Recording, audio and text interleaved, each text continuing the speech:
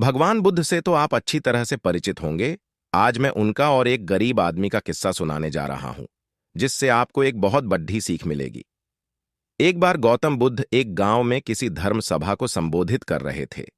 उसी गांव में एक बहुत गरीब आदमी भी रहता था और वह सभा में आने जाने वाले लोगों के चेहरे देखता था और सोचता था कि जब ये लोग जाते हैं तो इतने दुखी रहते हैं, लेकिन जब ये वापस आते हैं तो इनके चेहरे पर मुस्कुराहट होती है।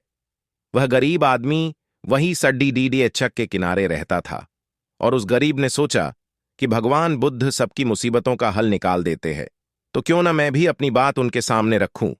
यह सोचकर गरीब व्यक्ति भी निकल दिया और वहां जाकर उसने देखा कि सभी लोग लाइन में खड़े हैं और एक एक करके अपनी समस्या बता रहे हैं।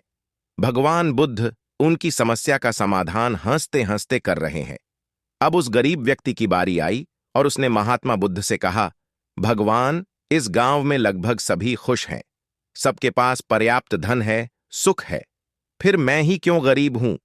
आखिर मेरे पास ही कुछ भी क्यों नहीं है?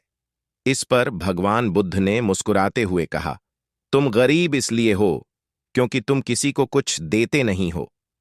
इस बात पर गरीब को बहुत आश्चर्य हुआ और भगवान से बोला, हे भगवान, मेरे पास देने के लिए कुछ भी नहीं है, फिर मैं कैसे किसी को कुछ दे सकता हूं? मेरा तो खुद का गुजारा ही नहीं होता, फिर मैं किसी को भला क्या दे सकता हूं?